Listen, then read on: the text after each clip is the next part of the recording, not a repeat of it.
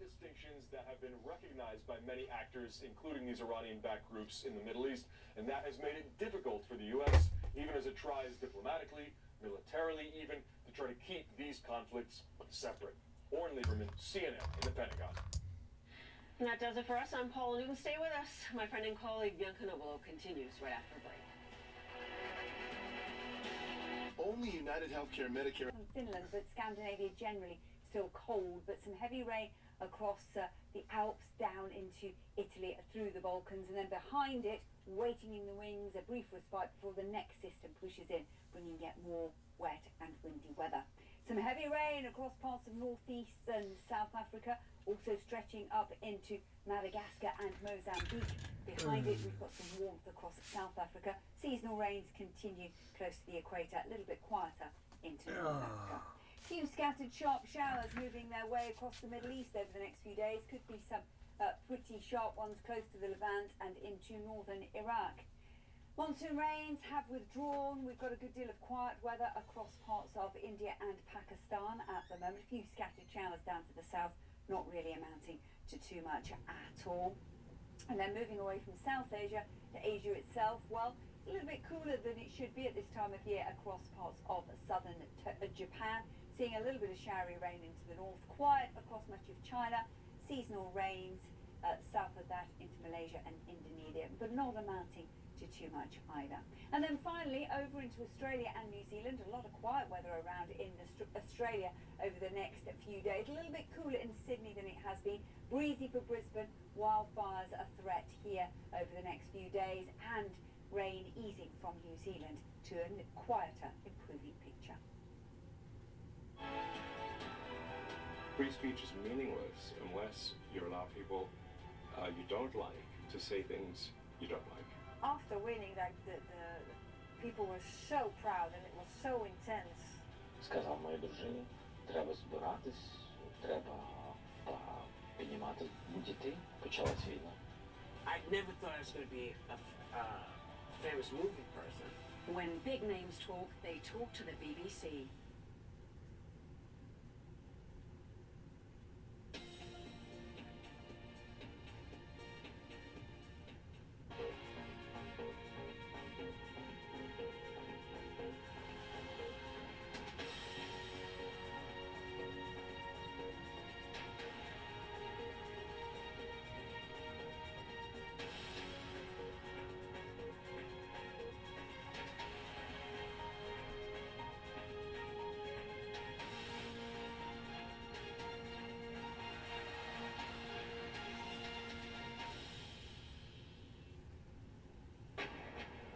Hello, live from London. This is BBC News. An emergency meeting of the UN Security Council hears that the situation in Gaza is becoming increasingly desperate. An abducted Israeli soldier has been reunited with her family in the first known rescue of a hostage. King Charles and Queen Camilla are starting their 4-day state visit in Kenya, where he will acknowledge painful aspects of its colonial past. And the cast of Friends pays tribute to Matthew Perry, saying they are utterly devastated by his death.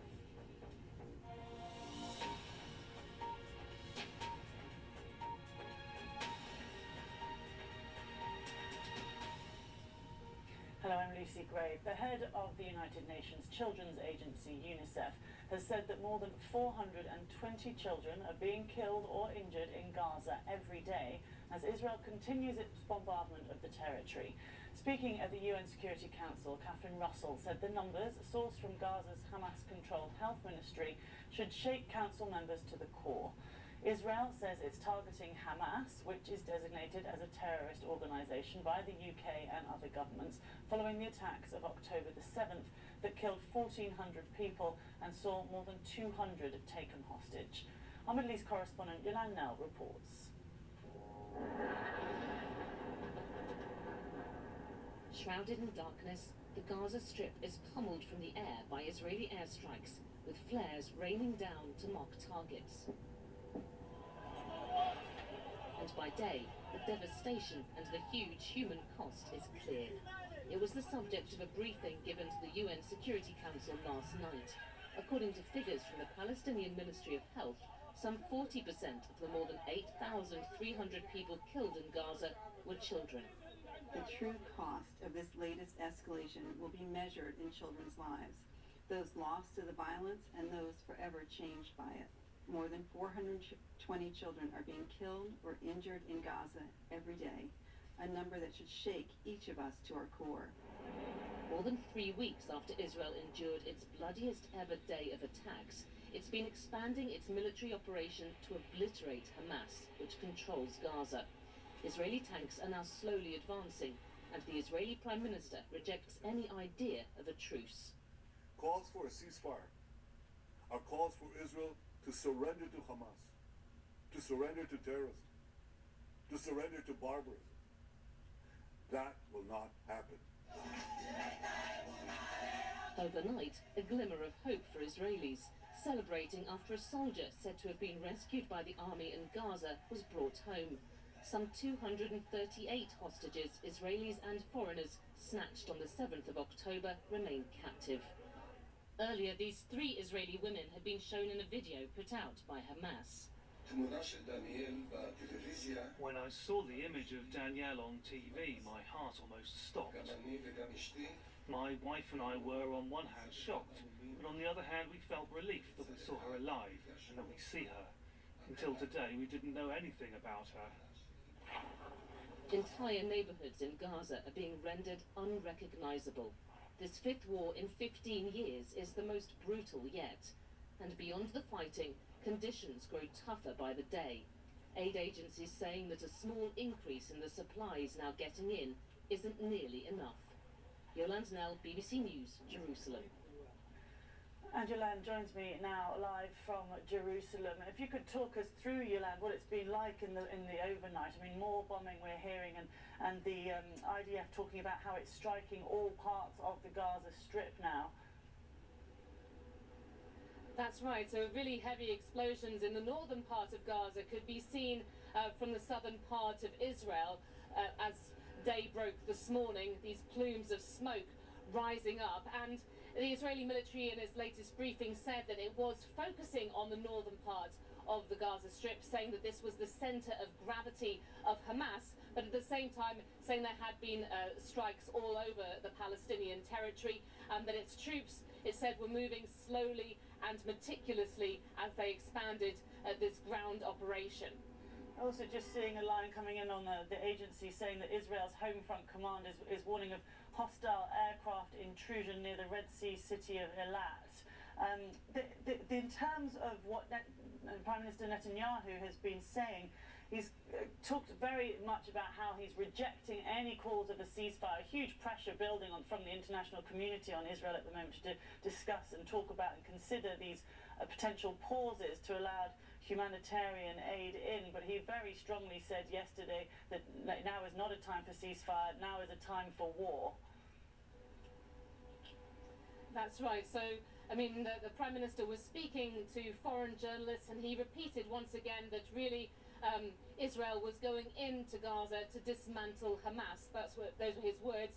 We had heard at the same time at the UN in New York with this emergency session taking place at the Security Council, there's another demand for a ceasefire because of the mounting death toll, the deteriorating humanitarian situation.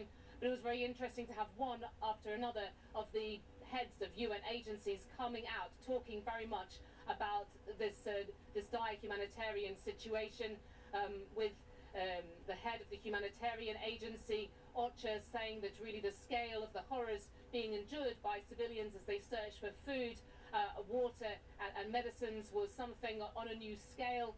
You had the head of the children's agency, UNICEF, talking about how, citing the figures from the Palestinian Health Ministry, there were these 420 Palestinian children being killed or injured every day, and also just demands for more aid to get into the Gaza Strip. Up to now we've had 1, 2, 3 dozen lorry loads of aid entering through Egypt's Rafah crossing, and there are calls for much more. An indication from the White House that it was working with Israel on increasing that to at least 100 lorry loads a day. Okay, thanks very much for now. Yolande Nell for us there in Jerusalem. Let's talk more about that humanitarian situation in Gaza with Juliette Toomer, Director of Communications at the United Nations Relief and Works Agency. It provides humanitarian aid to Gaza. And just as Yolande was saying just there, the US has mentioned that it might be possible to get something like 100 trucks of aid into Gaza in the coming days. What have you heard about that, and is that a possibility realistically? Thanks. Look, what we do know is that the trucks that have been coming into the Gaza Strip, by the way, not every day, are far from enough. Before the war, Gaza received 500 trucks, including of humanitarian aid. So what we're having right now is really a trickle, and does not correspond at all to the huge and increasing humanitarian needs on the ground in Gaza. And in terms of the amount of people that you have in Gaza, it's many thousands, isn't it, people that have worked for you over the years. And what are they telling you from on the situation on the ground about how they're coping? Well, every day our sadness deepens with confirmation that we keep getting that another colleague is yet gone. Yesterday we lost Samir. He was with his family and he was killed with his 8 children and his wife. 64 colleagues of ours at UNRWA have now been killed in just over 3 weeks in this war in the Gaza Strip. 64. Gosh, and are the people who remain there, are they able to carry on their work now? I mean, we've been hearing some agencies having to really just give up because the situation is so dire. No, we have not given up. We have not. We have 13,000 people who have been working with us in the Gaza Strip. We are the largest UN agency in the Gaza Strip, one of the oldest that have been working in Gaza with the Palestinian communities. Teachers, doctors, engineers, support staff, counselors, ecologists, you name it. I mean, it's a very big presence for us at UNRWA in the Gaza Strip, and we have been working with the Palestinian communities. Now, many of our staff have been impacted themselves due to this war. Many have become displaced. Many have lost loved ones. Many have lost their own homes. Many of them are just exhausted. They have been living in UN shelters for weeks on end now. Many, however, continue to be on the front lines, giving the very little assistance that we have, being with the communities that we serve and fulfilling their humanitarian mandates. When we say these are unsung heroes, we mean it. UNRWA staff in Gaza are our unsung heroes, and they are the glimmer of humanity as we sink into our darkest hours.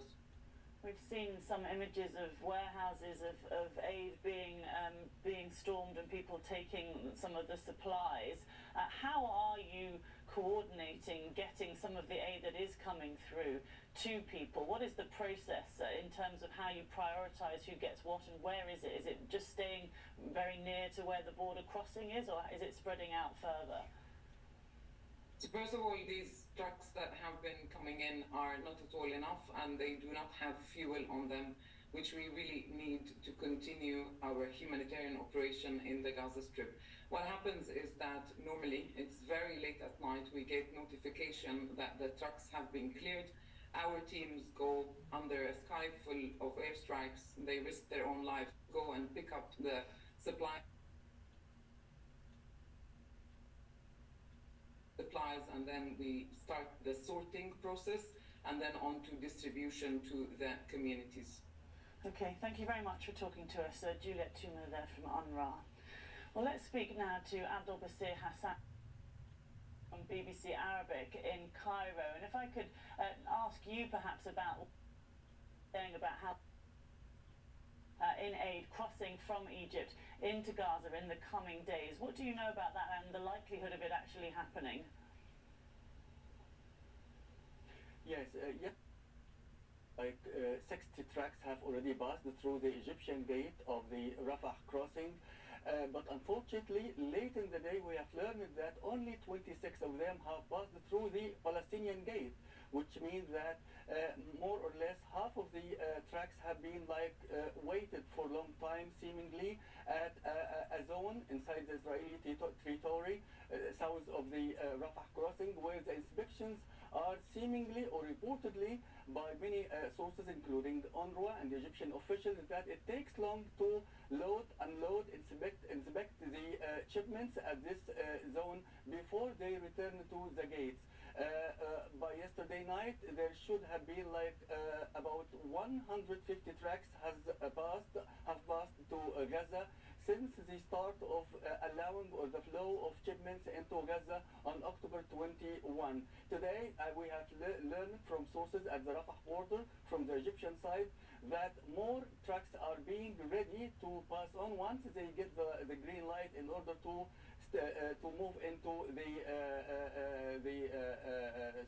strip, the enclave, while there is an expected visit by the Egyptian Prime Minister today to the crossing. Okay, thank you very much, Abdul Basir Hassan, for us there in Cairo. Let's cross to southern Israel now. We can speak to our correspondent Anna Foster, who's there. And Anna, it's been another intense night of bombardment in Gaza, and we've been hearing from the Israel Defense Force saying that it's striking all parts of the Gaza Strip now. Talk us through what it's been like there in the last, overnight. That's right. You can see it and you can hear it. You'll be able to hear it there as we speak as well. Just this ongoing artillery fire that is coming from southern Israel into Gaza, which you can see on the skyline just behind me. Right through the night, the airstrikes have been relentless.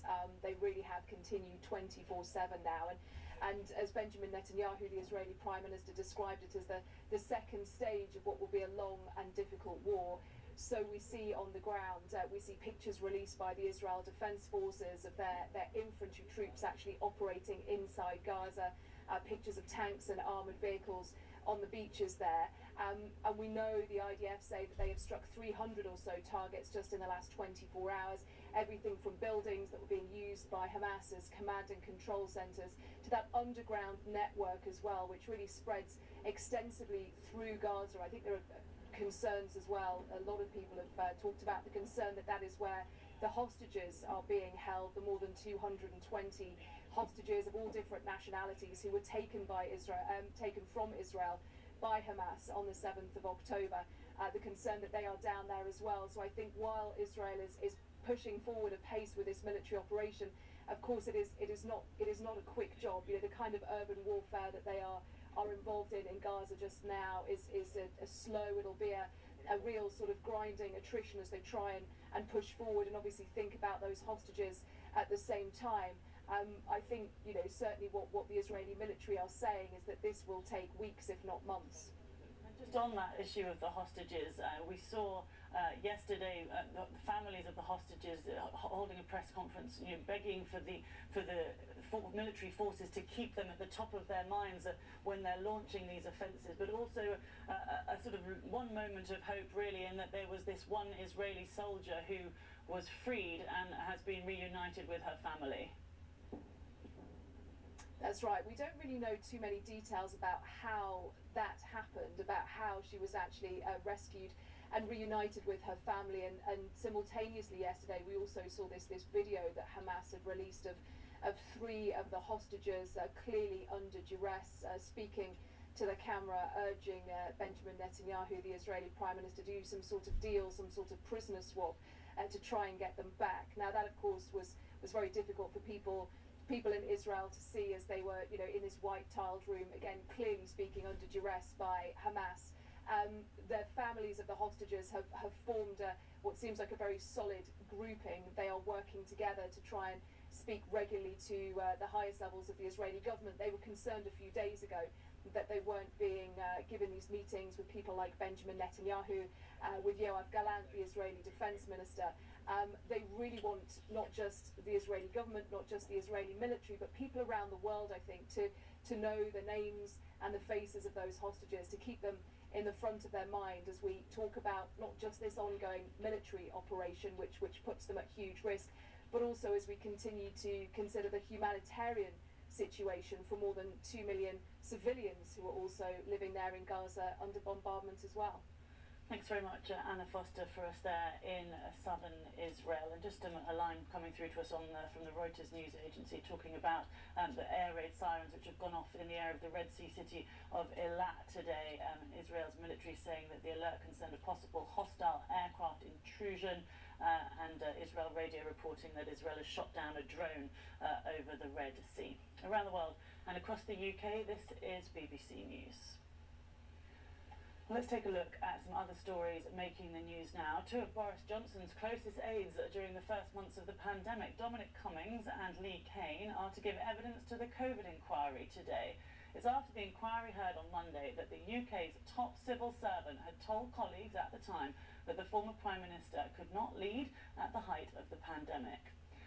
Two former RAF bases in Essex and Lincolnshire are at the centre of a judicial review in the High Court today after the government's plan to house asylum seekers in disused military sites while their claims are being processed. Local councils have brought forward legal challenges after a proposal to house 2,000 men at the former RAF Scampton. And assisted dying on the Isle of Man could move a step closer as draft legislation is debated in Parliament. The plans would see residents with a terminal illness and no more than 6 months to live given the right to end their lives with help. You're watching BBC News.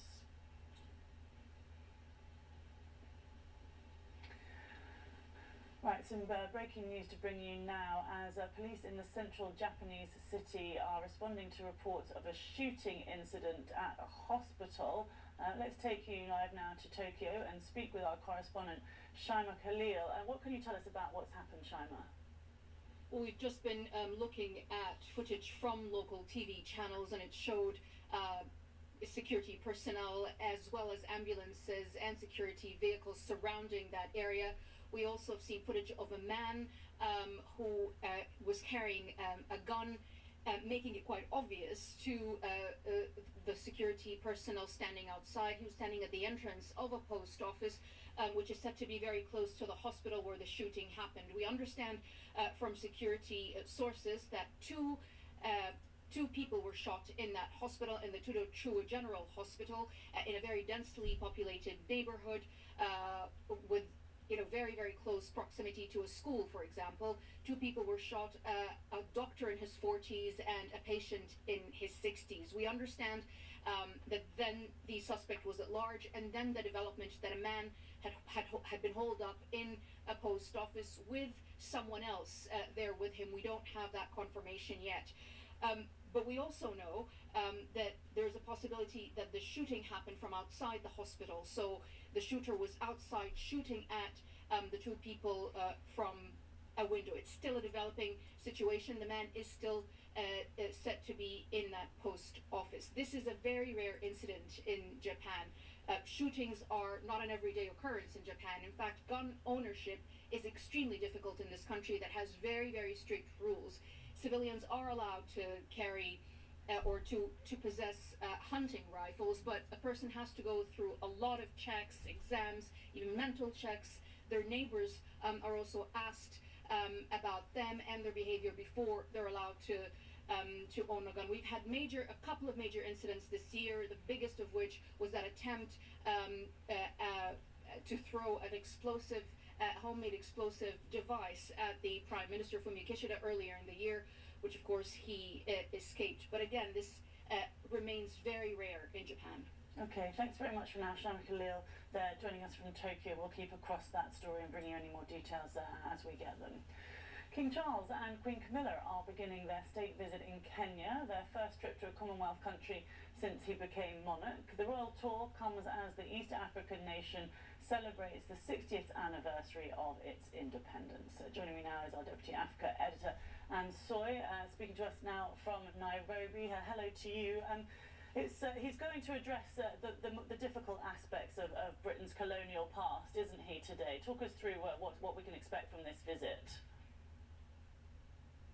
Indeed, and that is the main theme that has been running this week, people talking a lot about that. And important to note that in this country, because that the rebellion that he's talking about, the revolt of the 1950s, which led to a state of emergency that was brutally quashed by the colonial government. The group that was behind that is called the Mau Mau, but they remained proscribed for 40 years after independence, and therefore many of the young people that you will speak to today on the streets of Nairobi do not really know what happened at that time. And therefore that announcement by Buckingham Palace that the king was coming to address that painful aspects of Kenya's past has rekindled that conversation. And the older generation would remember, perhaps they heard from their parents, but the younger generation, people in their 20s, do not really know much about that. And therefore it has created this sort of conversation in the country already about its past. And how are relations more generally between the UK and Kenya in terms of trade and other aspects? Well, today Kenya and the UK enjoy a very close relationship. In terms of trade, some of the biggest payers of taxes here in Kenya are British-owned companies, and it goes back in history. We speak English. This is one of the legacies of those colonial times, and many Kenyans are very proud to speak English, and therefore there are those happy aspects of the legacy of empire, which people will be celebrating during this visit. The King and Queen will also be talking about conservation. They will be going to the coastal city of Mombasa, where they will meet groups that are involved in marine conservation. And apart from that, as part of recognizing and acknowledging the painful aspects of the past, there will be an event at a museum here in Nairobi, just to remember that past, as well as Kenya's role before independence. There are Kenyans who joined the world wars fighting on the side of Britain, and those heroes will be recognized as well. Okay, thank you so much, Ansoy, speaking to us there from Nairobi, and we are keeping an eye on the area where King Charles is about to arrive. Some people out there with the Union Jack umbrellas I can see waiting for that arrival, so we will keep an eye across that and let you, well there you go, I can show you the pictures now. There's that umbrella I mentioned. There's the dignitaries and others are waiting for the arrival of King Charles and Camilla for that 4-day state visit starting in Kenya today. Let's get some of the day's other news now. Haiti's government has suspended all flights to Nicaragua, which has become a favoured connection point for migrants trying to reach the United States. The decision took hundreds of people by surprise at the international airport in Port-au-Prince. Nicaragua has been accused of using its loose migration policies to retaliate against economic sanctions imposed by the United States over alleged human rights violations. The head of Panama's Electoral Commission has said it isn't possible to organise a referendum on controversial mining legislation, which has triggered widespread protests. They began 10 days ago when the government approved a bill allowing the Canadian company First Quantum to operate Central America's largest copper mine for at least another 20 years. Demonstrators said the operations at the open pit mine would cause huge environmental damage. And the cast of the hit television series Friends have paid a tribute to colleague Matthew Perry. In a joint statement, they said, "We are all so utterly devastated by the loss of Matthew. We were more than just castmates, we are a family." There is so much to say, but right now we're going to take a moment to grieve and process this unfathomable loss. In time we will say more as and when we are able. For now, our thoughts and our love are with Matthew's family, his friends, and everyone who loved him around the world. The message is signed by Jennifer Aniston, Courtney Cox, Lisa Kudrow, Matt LeBlanc, and David Schwimmer. Right, that's all from me for this half hour. Plenty more of all the stories we're covering on our website, of course. Do stay with us here on BBC News. Sounds like it's coming from... Hi, I'm Jeff from Nuts.com. When my grandfather started this business, he relied on freshness, quality, variety, and service. We still deliver the freshest nuts, dried fruits, snacks and sweets to families all around the country. Nuts.com. Enjoy free shipping on your first order. I think he's been getting crazier and crazier. Are you a raver? Do I look like a raver? I've got bass in a backpack. This is amazing. Dancing for like 4 or 5 hours of a gig, you could generate about 800 kilowatt hours of thermal energy. So that's a lot of energy. Right, shall we give it a taste then? It's my favourite. We're really talking to the plants, and they're telling us how happy they are. It can fly, but it can also float on water. The bots kick off with some swift striking. Oh my god, that's all my crew. It's all about augmented reality. Useful. Useful. I scroll through the options with my finger here. Solar system. Let's give that one a go. Totally and utterly immersed in another. And before. Into the stories they can't ignore. Do you ever ask why police took so long? Go in depth every Sunday night. The whole story with Anderson Cooper. Sunday at 8 on CNN. Collective punishment on Palestinian citizens. But the main UN agency operating in Gaza says that the entire population there is being dehumanized by this war. Israel has issued its highest travel warning for Dagestan and other areas of southern Russia after an anti-Semitic mob stormed an airport there over the weekend. Russian President Vladimir Putin has called for firm actions following Sunday's violence. Putin also pointed blame at Western intelligence agencies and Ukraine, suggesting that they use social media to stir up the unrest. Kyiv has denied the claims, with Ukrainian President Volodymyr Zelensky calling the incident a signal that Moscow's hold on power is slipping. For the second time this year, Russia is losing control over events. We see that mutineers are heading to Moscow, and no one is stopping them. We see that the power vertical in Dagestan is evaporating, leading to a real upheaval. Since the start of the Israel-Hamas conflict, some college campuses and communities across the US are also seeing a huge rise in anti-Semitism. Cornell's university president says police are investigating a series of anti-Semitic threats made against the school's Jewish community and plans to step up security for Jewish students and organizations. And in Beverly Hills, California, a Holocaust survivor's home was targeted in anti-Semitic graffiti, the woman's daughter told CNN. I'm joined now by Mark Galliotti. He's the founder and CEO of MyAct Intelligence. Great to speak to you this morning. Thanks for joining us. Pleasure. The mob in Dagestan is problematic for Putin. I just want to get into the fact that he's blaming this, as he often does, on sort of fomenting by Western intelligence agencies in Ukraine, because Putin's casus belli for invading Ukraine was to eradicate Nazism, and then he has this anti-Semitic mob in a Russian republic trying to attack passengers getting off a plane, and that's difficult for him to deal with, and he still hasn't condemned Hamas outright for the attacks of October 7th. I mean, it's worth saying that we have seen condemnation of the attacks, even though Putin is still desperately trying to balance on the fence to maintain his relationship with Israel, but also with the Arab world. But yes, I mean, this is problematic. And it's particularly problematic not simply because of the straightforward politics of imaginary Nazis everywhere, but because he has to deal with a Muslim population, which is an increasingly large share of the Russian population. It's about 10% now, disproportionately represented in the armed forces, and is clearly subject to certain sort of jihadist tendencies, which is as often directed against Moscow as it is against Israel. Because the channel on Telegram, I believe, whereupon the details of this flight that was arriving from Tel Aviv was posted, is one that is an Islamist channel, but it's also an anti-Putin or anti-Russian channel, because they're agitating for their own independence. So, as you say, that's another important element here.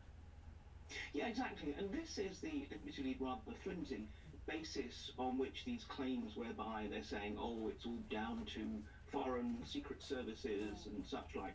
You know, we have this channel, Morning Dagestan, which absolutely has helped whip up some really very vicious anti-Semitic actions, not just the airport incident, which has been linked to an exiled Russian who is now based in Kyiv, who, though he says he's had no contacts with it, no relationship with it since autumn of last year. But for all of these reasons, there is just enough to give them this excuse. But when it comes down to it, what Putin doesn't really want to basically attack is the fact that he has a real problem currently with Muslim extremism in the North Caucasus. So this is one example of the rise in anti-Semitism that we are seeing globally since October the 7th and Israel's retaliation to that. There's also been a rise in Islamophobia, at least in the United Kingdom and in some other areas, but the anti-Semitism recording of those attacks seems to be higher. What do you think is going on there? Obviously people are having very deeply emotive responses to what they're seeing online, these images of Palestinian civilians being killed, losing their children, hospitals being attacked, but it's obviously more complicated than it seems. So what's going on behind this rise of anti-Semitism and Islamophobia? Look, I mean, I'm essentially a Russia specialist, so I'm not necessarily best placed to talk about what happened elsewhere. Well, what strikes me as one of the key differences between the responses is that in the West, essentially support for the Palestinians has been associated with a kind of form of leftism, which also associates it with an attack on American-dominated global hegemony and the like. The interesting thing that when one compares it with Russia is actually, which obviously Russia has a long and dark history of anti-Semitism, which actually has been beginning to decline. I mean, we see the current Russian generation, in a whole variety of opinion polls, they are actually much less anti-Semitic than their ancestors. But also, what we find is actually that it is amongst Russian nationalists that one finds a lot of support for Israel, the country, if not necessarily the wider Jewish cause, because they think Israel is an example of a country that stands up tough for its own interests and such like. So, I mean, I think there's a lot of complexities in this whole issue. But the big difference, as I say, is that in the West, support for the Palestinian cause, at the very least, is associated with certain sort of left-wing sort of causes, whereas in Russia, it's actually much more clearly linked to whether you happen to be Orthodox Christian, not religious at all, or indeed Muslim. That's really interesting. So, Mark, I don't want to extrapolate too much from what happened in Dagestan, so do correct me if I am, but it's interesting that what happened at the airport, be it the Telegram channel, which, as we've just discussed, Islamist, anti-Russian, it shows that there can be a coordination and a result of that is based online, which could be threatening to Putin's control to some extent. How much of an issue is social media in that regard for Putin, or is it becoming more so? I think it's becoming more so. I mean, what we have to recognise is that Russia is a security state with a very powerful, very brutal, but also often very effective internal security apparatus. And it's quite striking that one of the first moves that the authorities did with these protests and riots at the airport is to immediately jam communications so that not just phone calls, but also social media could not be used to try and summon more people and coordinate operations and the like. So they're very sort of clearly aware of this.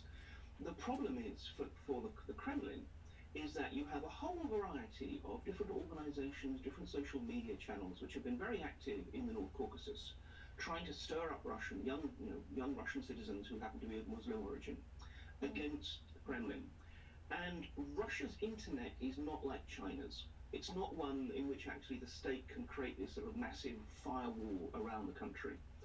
It's quite easy to circumvent the various controls. And so this is a sort of constant running struggle. And the FSB is very good at tapping phones and watching people's meetings.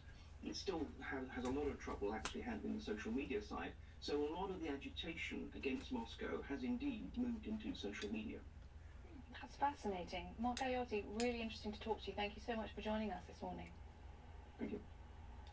We'll be right back after this short break. We are seeing something that we have not seen yet ever in American history. A speaker pushed out. It's the biggest FU to Republican voters I've ever seen. Things are very heated right now, very emotional. Will this ever be over? Minutes from now, there could be a new House Speaker. Mike Johnson, the new Speaker of the U.S. House of Representatives, just elected. Republicans say they are finally ready to move ahead and put aside the ugly chapter. And the law needs to be enforced. Our Constitution prevents people who betrayed their solemn oath as Trump did here, from serving in office again. Colorado law gives these voters the rights to make sure their votes will count by coming to this court and ensuring that only eligible candidates appear on our ballots. Trump engaged in insurrection and therefore cannot appear on the ballot.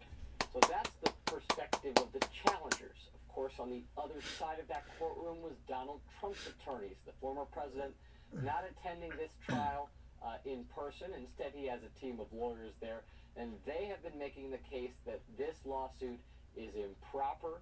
It's taking the voice of the voters out of the 2024 election and trying to subvert the electoral process. Take a listen to what one of Donald Trump's attorneys said in his opening statements on Monday. And this court should not interfere with that fundamental value, that rule of democracy. It's the people who get to decide. And this lawsuit seeks to cancel that principle. This lawsuit is anti-democratic. It looks to extinguish the opportunity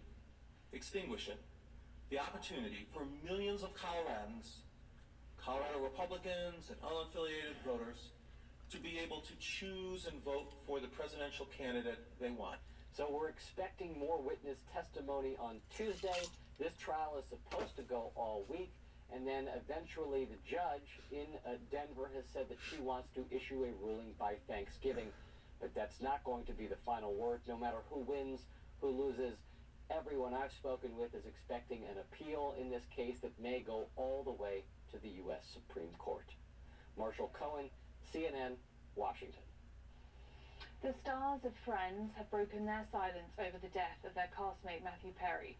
In a joint statement provided to CNN, Jennifer Aniston, David Schwimmer, Courtney Cox, Matt LeBlanc, and Lisa Kudrow write, "We're also utterly devastated by the loss of Matthew. We were more than just castmates, we are a family.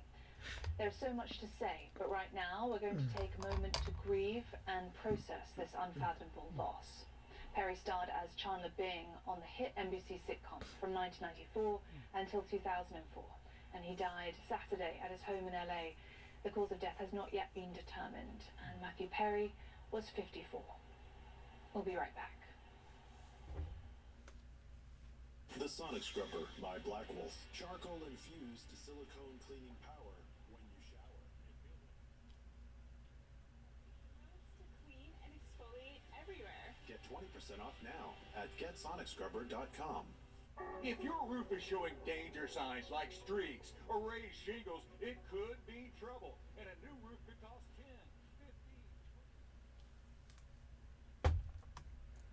15. They were spotted, Israeli tanks were spotted south of Gaza City at a main junction at the entrance to that city. And then they also appeared to be approaching from the north on two axes near the coastline and then closer to where we are. Behind me, you have the city of Beit Hanun. And I believe there's a fresh, we just heard the thud of artillery, and there is a fresh plume of smoke in the background near some of the destroyed buildings in that northeasternmost city here in Gaza. Now, the IDF spokesman has been characterizing the fighting over the last several days as fierce battles between Israeli troops and Hamas militants, making clear that this will be a long battle and a costly battle, very much preparing the Israeli public for what is to come, saying that this will require resilience on the part of the Israeli public.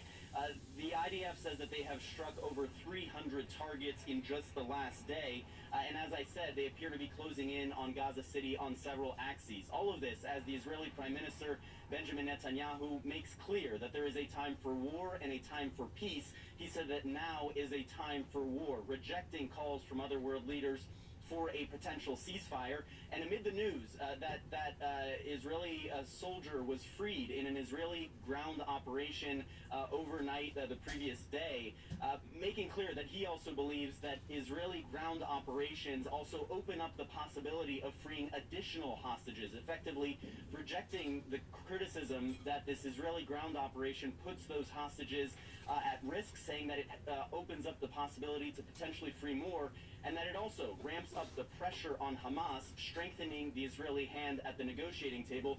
We know that those negotiations are still ongoing, with Qatar and the United States trying to mediate a potential deal to free some of those civilian hostages at least. Phil, Bobby? And certainly we heard from RJ Tapper how crucial it is to those families that releasing the hostages be the #1 call. Jeremy, thank you for the reporting right there on the border. Well, there are new details coming to light on what police and the military knew about the main shooter before he took the lives of 18 innocent people. Also, the cast of Friends this morning speaking out for the first time after the sudden death of their co-star, Matthew Perry. The new CNN Prime Time is where the truth shines. The day's biggest stories. The night's most essential reporting. This is the new CNN Prime Time. Weeknights starting at 7 on CNN. This is spring semester, and Fairfield is soon unified. They switched to Google Tools for education because there's never been a reported ransomware attack on a Chromebook. Now they're focused on learning, knowing that their data is secure. I am Tony Hawk, and like many of you, I take a statin to reduce cholesterol. But statins can also deplete CoQ10 levels. That's why my doctor recommended Qunol CoQ10. Qunol has the #1 cardiologist-recommended form of CoQ10. Qunol, the brand I trust. Sleep more deeply and wake up rejuvenated. With Purple's new mattresses, fall asleep 20% faster, have less aches and pains, and sleep uninterrupted. Right now, save up to $900 off mattress sets during Purple's Black Friday sale. Visit purple.com or a store near you today. Hi, my name is Kim, and I am 41 years old. I've been given the opportunity to work from home, so that means lots of video calls. I see myself more, and I definitely see those deeper lines. I'm still Kim, and I got Botox Cosmetic. I wanted to keep the expressions that I would normally have. You know, you're on camera, and the only person they can look at is you. I was really happy with the results. I look like me, just with fewer lines. Botox Cosmetic is FDA approved to temporarily make frown lines, crow's feet, and forehead lines look better. The effects of Botox Cosmetic may spread hours to weeks after injection, causing serious symptoms. Alert your doctor right away, as difficulty swallowing, speaking, breathing, eye problems, or muscle weakness may be a sign of a life-threatening condition. Do not receive Botox Cosmetic if you have a skin infection. Side effects may include allergic reactions, injection site pain, headache, eyebrow, eyelid drooping, and eyelid swelling. Tell your doctor about your medical history, muscle or nerve conditions, and medications, including botulinum toxins, as these may increase the risk of serious side effects. See for yourself at BotoxCosmetic.com. I was put on earth to work here. I don't have hobbies. I don't believe in weekends. The only thing I love more than emails and spreadsheets is meetings about emails and spreadsheets. So when do I start? Ever wonder where the people with all the answers get all the answers? Ask Margaret, accountants and advisors. Hi, I'm Ben, and I've lost 60 pounds on GoLo.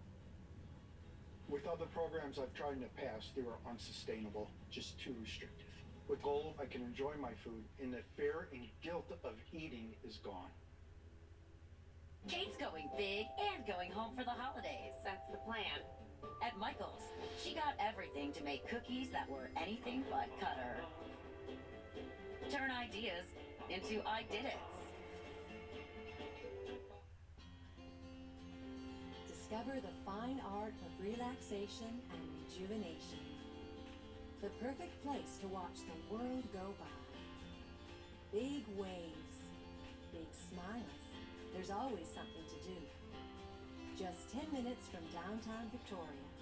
Come for a day, a week, or forever. Come and play in Oak Bay, Victoria's seaside destination. Join me on my perfect feel-good vacation adventure in Penticton, BC.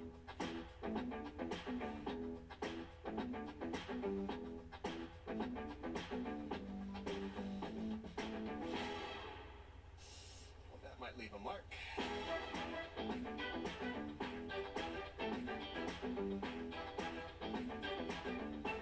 And I did it all fuel-free. Almost. Wow, this is gorgeous. I'm Zachary Cohen in Washington, and this is CNN. If law enforcement doesn't use the tools that are available to them, how are people supposed to feel safe? You're reporting on reports, and I know it's... No, it's my reporting. Excuse me. You're reporting on something that has not been finally determined. We know that there is an alarming concern from the law enforcement community that activity and information here was ignored.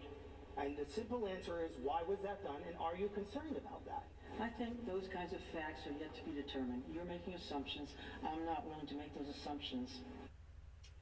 That was CNN's indefatigable Shimon Prokopez pressing Maine's governor, Democrat Janet Mills, on concerns that law enforcement ignored red flags in the months before the Lewiston mass shootings. And just hours later, the county sheriff's office confirmed Shimon's reporting, clarifying details about what police and the military knew in the weeks and months before the gunman, Robert Card, killed 18 people at a bowling alley and a bar.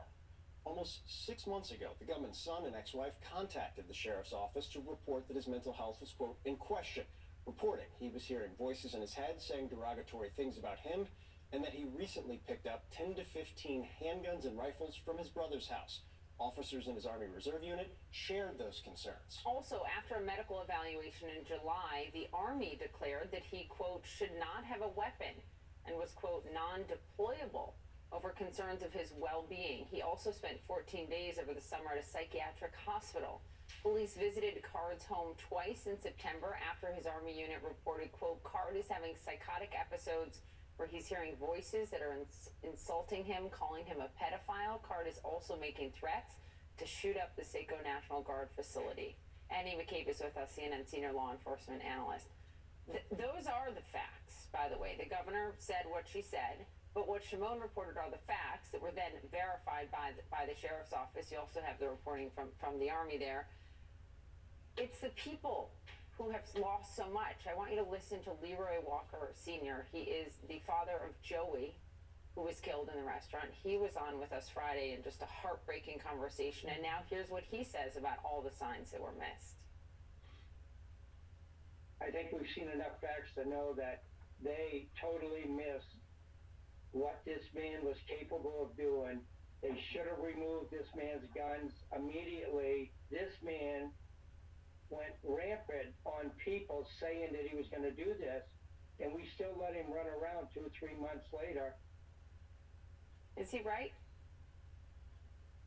Yeah, he's absolutely right. He's absolutely right. What we know so far, Poppy, is just an unbelievably alarming series of, as you say, facts that indicate many people, from his family to local law enforcement to his supervisors in the Army Reserves, knew that he was suffering and knew that that suffering created a great danger to other people.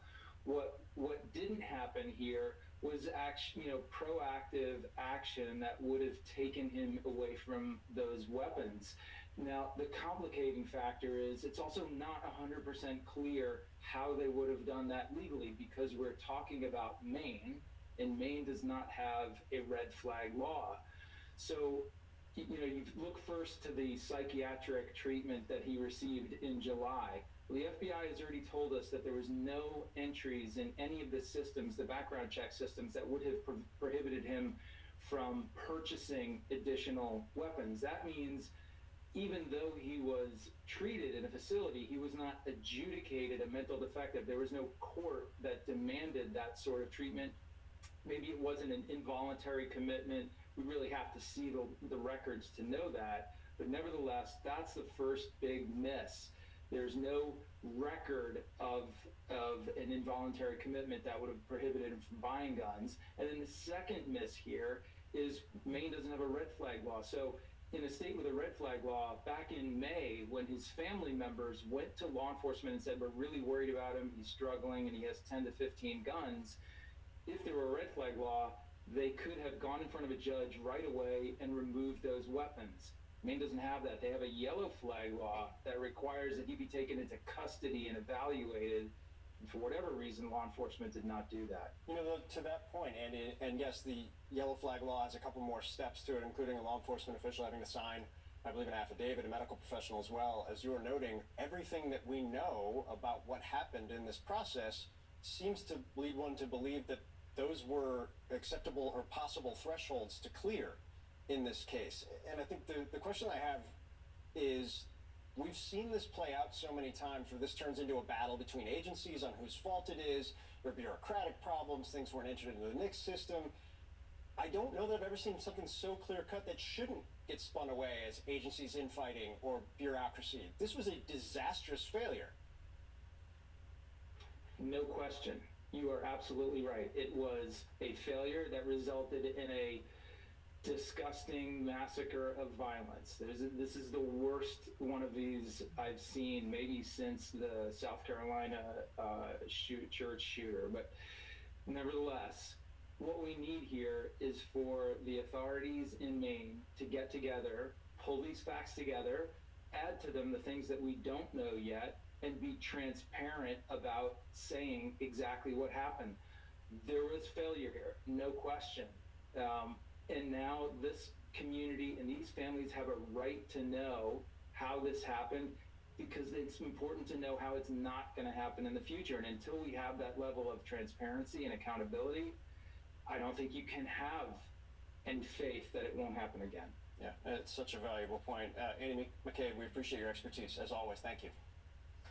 We do have some new details surrounding the death of Friends star Matthew Perry. The Los Angeles Fire Department says firefighters found Perry, quote, unconscious in a standalone jacuzzi. A bystander had brought his head above the water and gotten him to the edge. Firefighters removed him from the water when they arrived. A rapid medical assessment sadly revealed he was deceased prior to the first responders' arrival. And the cast of Friends released a joint statement that reads in part, quote, "We are all so utterly devastated by the loss of Matthew. We were more than just castmates. We are a family. There is so much to say, but right now we're going to take a moment to grieve and process this unfathomable loss."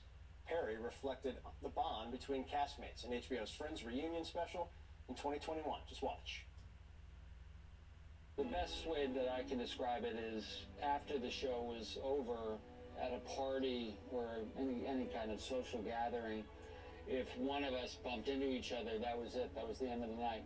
You just sat with the person all night long. I remember, yeah. And that was it. You apologized to the people you were with, but they had to understand you had met somebody special to you, and you were going to talk to that person for the rest of the night. Someone special to you. The executive producer of Friends, Kevin Bright, spoke with our colleague Laura Coates last night. It really was a family kind of situation, and I think, for Matthew, with all of his troubles over the years, I think this cast really, supported him in a way that allowed him to be the comic genius that he was.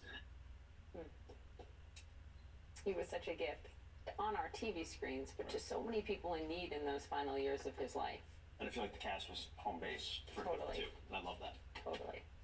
Okay, back to the war, the death in Gaza, the death toll mounting, many of those dead children. The CEO of a group dedicated to providing support to Palestinian children is with us next. Weeknights at 8. Tonight on 360, new reporting to get the full story. The will to fight, how important is that? Be unafraid. You have reasonable grounds to believe that alleged war crimes have been committed. Have compassion. That's real trauma, what you have been through. Seek truth. Is Israel in full control of its territory? And go where the search for answers takes you. Anderson Cooper 360, tonight at 8 on CNN. This is American infrastructure, a prime target for cyber attacks. With the same AI-powered security that protects all of Google, also defends these services for everyone who lives here. Nikki Haley's record on China, as Governor Haley rolled out the red carpet for Chinese companies. They want to do business in South Carolina. Our home, your home. She gave them millions in tax breaks, subsidies, free land. The Communist Party-owned high-tech company got 200 acres, 5 miles from an army base. I think China is really in good faith doing quite a bit. They are a really great friend of ours. Nikki Haley, questionable judgment, dangerous from China. Never back down is responsible for the content of this advertising. The all-new Ergo Smart Base from Tempur-Pedic automatically responds to snoring, so no more nudging your partner or hiding under your pillow. Because this system actually detects snoring, then adjusts to help reduce it. Can we get real clear about life with psoriasis? Yeah, I'm ready. Is your treatment leaving you with uncontrolled symptoms? Like the cover-it-ups and brush-it-offs? Enough with good enough. Don't stay hiding or hurting. When your lotions and creams don't do enough to help treat the inflammation beneath the skin causing plaques and pain, it's time to get real about psoriasis so your dermatologist can help you get clear. Make the appointment and ask about Real Clear Skin. More real estate professionals list properties with Realtor.com than any other site. Really? Really. Trust the #1 app real estate professionals trust. Download the Realtor.com app today. Hope you all like potatoes. These are fresh from my garden. What? Is your garden in Idaho? No, it's in my backyard.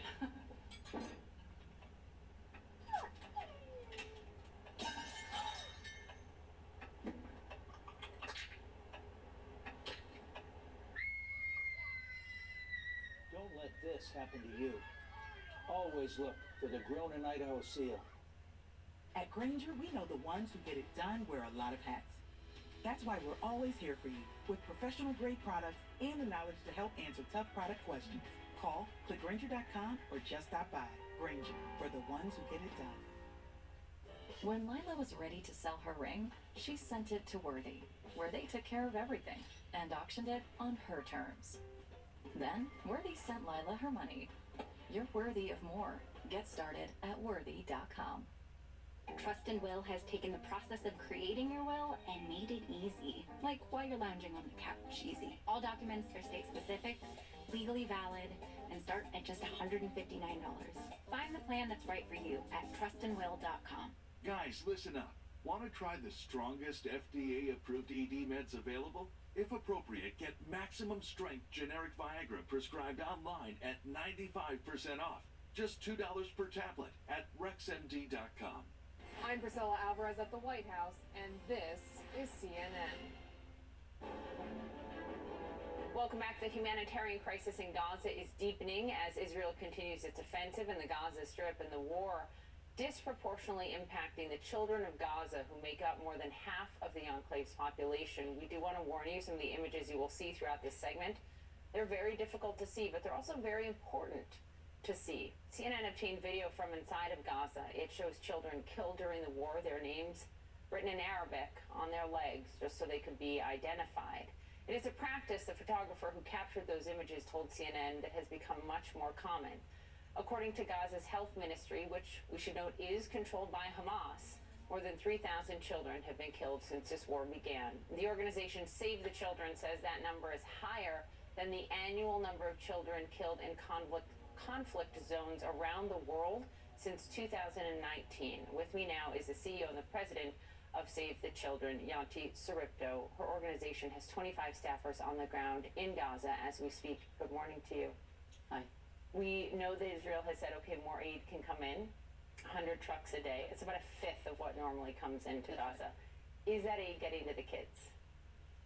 Well, it's welcome that the number has gone up, for sure. Is it going to be enough? We'll see. We need to now get it to kids. I would note, though, that as long as we don't have fuel coming in, it's going to be difficult to actually get the distribution up and running in the way that we normally do. Talk about that, because that has been the key sticking point.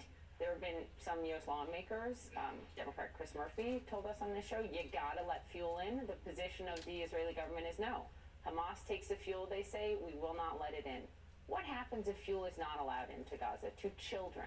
To children. So our team in Gaza, who are still safe and accounted for, are now essentially calculating how much supplies they can carry on their shoulders, on their backs, in order to get it to distribution centers. Instead of, as would normally be, we would, of course, truck it everywhere.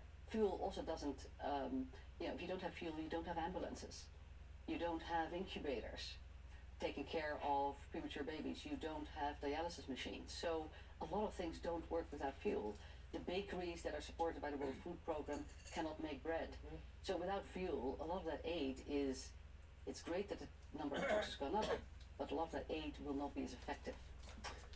I would love your reaction to something that President Biden said a couple of days ago, because it is important to note that the Palestinian Health Ministry, Gaza Health Ministry, is controlled by Hamas, a terrorist organization. Yes. They're the ones putting the numbers out about how many have been killed. Here's what President Biden said. I have no notion that Palestinians are telling the truth about how many people are killed. I'm sure innocents have been killed, and it's the price of waging a war, but I have no confidence in the number that the Palestinians are using. Do you have any thoughts on that, particularly when it comes to children? Does your team have any count? Look, we have 25 people there. They're trying to stay alive and they're trying to get supplies to children. I always think there's 1 million children in Gaza, half of the population, as you just said, all packed into an enormously small area. So the density is incredible, many times higher than in New York City. So when you see the level of destruction and the damage that's done, you know, we know that thousands of innocent people, children and families, are being hurt. What the exact numbers, we can't independently verify it. Nobody has been able to do that forever. But whatever that number is, we think it's too high. Too high. The number of kids that are dying and injured is way too high, and we would like that number to not go up even further. And even the pain for the children who have not physically been injured, the mental toll. Our colleague, CNN producer Ibrahim Dahman, is stuck in Gaza with his children, and he told us that he and his wife are teaching their children how to cook and survive in case they die. These are little children, and one of the questions right now is Israel doing everything it can to prevent these deaths? Here's what John Kirby from the White House told us is the U.S. assessment of that. Here he was just yesterday. But Israel is not deliberately trying to kill civilians. They are going after Hamas. We want to make sure that they do it in a cautious, careful, deliberate way. But it is not a war aim of Israel to kill innocent civilians. Cautious, careful, deliberate. Is that what your teams are witnessing on the ground? I think it's very difficult to be cautious, careful, and deliberate in such a incredibly densely packed urban area. And I think inevitably children are going to bear the brunt of it, as in every conflict around the world. Children are bearing the brunt, but the numbers here are staggering and disproportionate. And people forget how young the population of Gaza is. Yeah. How can people help? How can people help? As always, fantastic if people could go to SaveTheChildren.org. You can see how to help. There's updates there. Stay informed. Stay informed. If you feel compelled to give to any organization who helps in that area, also in Israel, donate if you can, if you want, but also stay informed. Talk to your legislators about the need for a ceasefire, about the need to stop the violence so that not more children die. Auntie Sarupto, thank you for being here, but even more for the work you do for these kids. Thank you so much. Appreciate it. So. Well, the IDF now says that there are over 240 hostages in Gaza. Several are Americans. How the current Israeli ground invasion complicates President Biden's effort to recover those who are trapped. We're going to speak with Republican presidential hopeful Governor Chris Christie in our 8 a.m. hour on the situation in Gaza. Stay with us. The Whole Story with Anderson Cooper is appointment viewing on Sunday nights. One whole story, one whole hour. What are your biggest fears? The breaking of my brain is the concern. You think you could have picked up a gun? You're dancing. The world's best journalists dig deeper. I'm about to do something that I haven't done before. Into the stories they can't ignore. Do you ever ask why police took so long? Go in depth every Sunday night. The Whole Story with Anderson Cooper. Sunday at 8 on CNN. This is spring semester at Fairfield Sassoon Unified.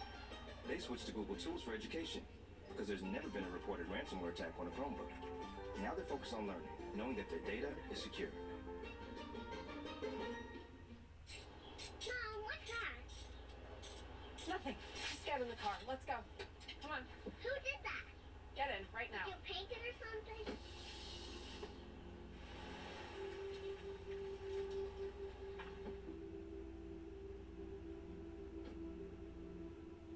Hi, Mr. Cody.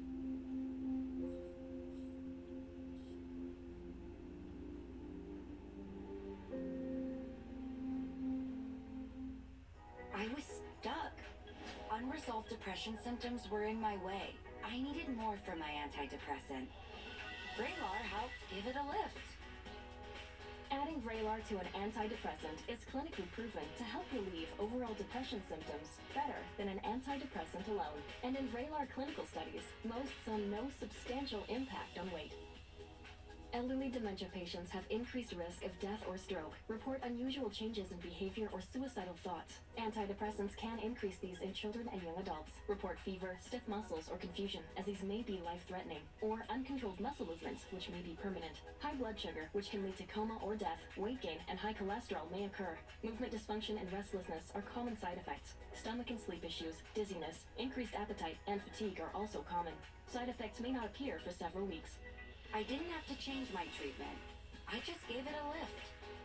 Ask about Vraylar and learn how AbbVie can help you save. Only the Sleep Number Climate 360 smart bed lets you both sleep up to 13 degrees cooler or warmer on either side, and at your ideal level of comfort, your Sleep Number setting. And now, the new Queen Sleep Number C2 smart bed is only $8.99. Sleep next level. Shop now, only at Sleep Number. Your best defense against erosion and cavities is strong enamel. Nothing beats it. New Pro Enamel Active Shield actively shields the enamel to defend against erosion and cavities. I think that this product is a game changer for my patients. It really works.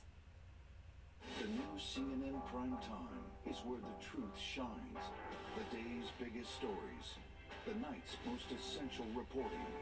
This is the new CNN Prime Time. Weeknights starting at 7 on CNN.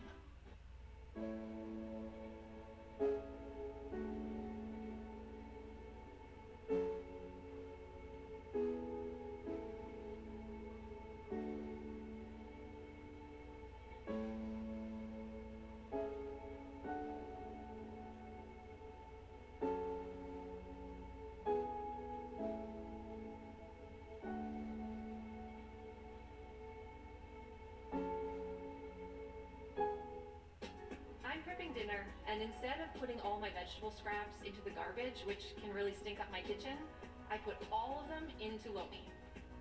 At the end of every day, my family creates about this much food waste, and in as little as 4 hours, Lomi turns all of this into this nutrient-rich earth that I put in my garden. Get yours at lomi.com.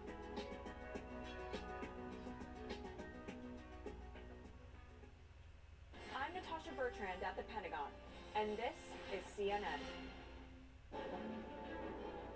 Hamas is holding over 200 Israeli hostages, including 33 children. Every civilized nation should stand with Israel in demanding that these hostages be freed immediately. Israel's ground efforts continue. Sources say the Biden administration, though, remains focused on trying to secure the release of hostages being held by Hamas in Gaza. Sources are now telling CNN that the task is further complicated by that expansion of Israel's ground operations into the territory. One senior U.S. official telling CNN on Monday that they believe prospects of getting hostages out could be described as 50-50. White House officials have also been calling on Israel to consider so-called humanitarian pauses to allow for civilians and hostages to exit Gaza and for aid to get in. Although both Israeli Prime Minister Benjamin Netanyahu and the White House agree a complete ceasefire is not on the table right now. Joining us at the table, CNN Senior Global Affairs Analyst Bianca Golodriga. Good morning. Great to have you. There's a difference of view on how best to get them out. Netanyahu is essentially saying no ceasefire. And by the way, us going in on the ground, will give us more of a chance of getting them out. And then there's the other view that is you have to have a humanitarian pause, and continuing these strikes and going in on the ground puts their lives and hostages' lives more at risk here. Where does this go? Listen, Netanyahu's facing pressure from the families of the hostages and obviously international pressure to allow for at least some sort of pause. I don't think any Western allies are seriously pushing him for a ceasefire right now, even though we do hear that word used a lot, and he was asked that directly yesterday at that press conference. But as far as the humanitarian pause, his argument was we have a safe passage, an area for civilians in the south of Gaza. So to quote him, not one civilian has to die. As we know from our reporting, it is very difficult on the ground there. And so even those that have been able to go to the south are coming under a lot of strains there, trying to get any aid and just moving. And our producer filmed airstrikes in Khan Yunis. Right. And there have been IDF strikes at the Rafah crossing. Right. So it's a bit oversimplified to say that no one has to die and all you have to do is move south. That having been said, the Prime Minister spoke to history and said, what did the United States do after 9/11? What did the United States do after Pearl Harbor? There wasn't a ceasefire. The mission was to go after the terrorists that attacked us. And in his view, a ceasefire would only be a victory for Hamas. And that is why the Israelis, under pressure from the families of the hostages and internal Israeli polling as well, shows that there is a lot of concern about the fate of these hostages as this operation expands. We saw one soldier rescued yesterday. That was good news and reassuring. But obviously, you've got over 200 other hostages that are spread throughout Gaza. And so the focus, the Israelis say, is not only the operation, but the rescue. We'll see. Yeah, the regional player that comes up in almost every conversation I have with U.S. officials or Western diplomats is Iran, obviously. For proxies, because it supports Hamas, because it's Iran generally. You sat down with the foreign minister of Iran, asked him about the attack. What did he tell you? Well, I asked him a lot of tough questions, and the questions we all want answers to. I can't say that he was forthright in all of his responses, but we asked him specifically. First of all, he was here in New York speaking at the UN, and a veiled threat against the United States if the U.S. helped Israel in their expansion of their war into Gaza. And I asked him directly, this is going to happen. Israel said that they are going after Hamas. Do you really think that you can take on the U.S.? I don't know exactly which sound we have from him, but let's play and I can speak to it regardless. It is that one. Okay. Did Iran play any role, direct or indirect, in the October 7th Hamas attack on Israel?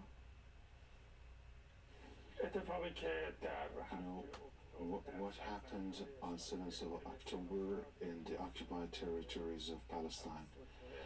It was a decision that was made by the Palestinians alone. And since the country was occupied, they thought that it was a natural right to defend their own territories, to carry out the operation. That was a totally Palestinian operation. So, of course, their response is our hands are clean. This is a Palestinian fight. We support the Palestinian cause. He admitted, and the U.S. Treasury Department has said for years that the Iranians have been funding Hamas and other terror groups, including Hezbollah. But there had been some reporting now, subsequently since the attack, that showed that there had been Hamas fighters trained in Iran specifically. There had been certain meetings that took place in the spring that led to people concluding that perhaps Iran played more of a direct role in this attack. Both U.S. and Israeli intelligence have not made that link specifically to October 7th, but we know that there is a vast history here, and the focus now will be what will Iran do to increase any sort of attacks that we see since Israel has expanded its operation. Obviously, that focus is on Hezbollah. Yeah, no question. Very important interview. Bianna Goldrier, thank you. Thank you.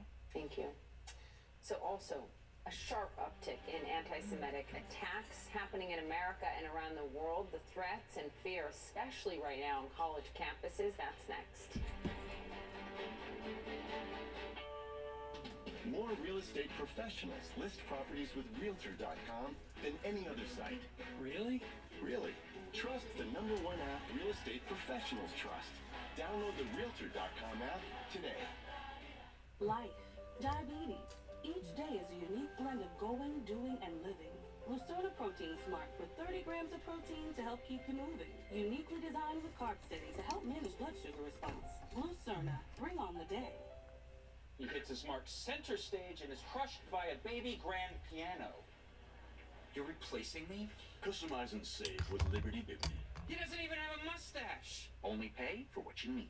Liberty, liberty, liberty, liberty. Do you struggle with occasional nerve aches in your hands or feet? Try Nervive Nerve Relief from the world's #1 nerve care company. Nervive contains ALA to relieve nerve aches and B-complex vitamins to fortify healthy nerves. Try Nervive and try Nervive Pain Relief. Iran, you're not going to get away with it anymore.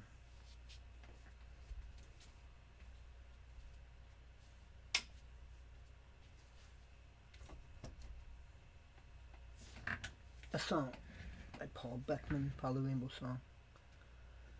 Also the new and first leader of humankind in the free world. Created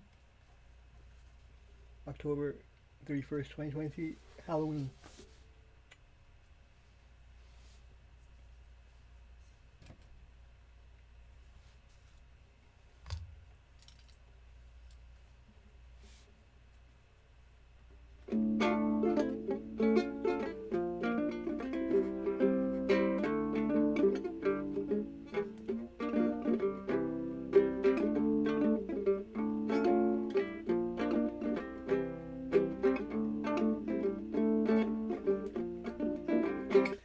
Iran, you're not gonna get away with it any longer.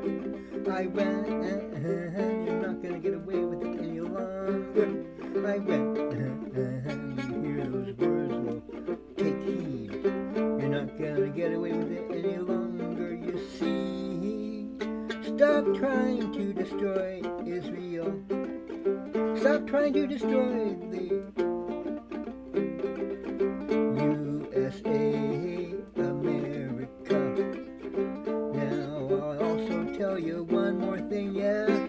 Those girls in your country who wear a head thing on their head, if they don't wear it just the way you want to, then you make them dead. You're gonna have to stop doing that too, because I'm ordering you. You hear that? That's right, I'm ordering you, Iran. Stop killing girls just because they don't wear their headdress. You make them wear exactly the way you want them to. Well, now you beware. I'm warning you, Iran. Warning you, yeah. You take heed. Stop arming groups to attack Israel or America. Stop doing that, because if you don't, well, yeah, you better watch out, you better watch your back, because we're going to come and get you. We're going to make sure that you're not going to destroy the world, yeah. We're going to make sure that you're not going to corrupt the world, yeah. We can tell, not just me alone, but many others too, that you're behind the attacks on Israel and America too. You're supporting terrorist groups that you train there. Well, now, someone's got to admit it. Say, over there, Iran, you watch your step or we're going to come after you and get you. That's right. And you won't know what hit you, because it's going to be a fight. Yeah. Iran, you better watch your step here. Iran, you're full of a lot of ignorant government people run your nation, and you don't give your people any freedom. You chain them. You use religion as an opiate and a sword. Yeah, your days are numbered. Your days are numbered. Human evolutionary unfoldment is going to get the best of you. Your old traditional cultural ways are going to be through. You hear that? You hear that? You hear that? It's the truth. Better start counting your chickens. Better start counting your days, because your ways are through. You're not going to be supporting and arming terrorist groups anymore. We're looking at you, Iran, the USA, Israel, and other countries in this world. Yeah, and stop arming and giving weapons to Russia to use against Ukraine. That's another bad thing you're doing, and I'm warning you. You better stop. You got that, Iran? Stop.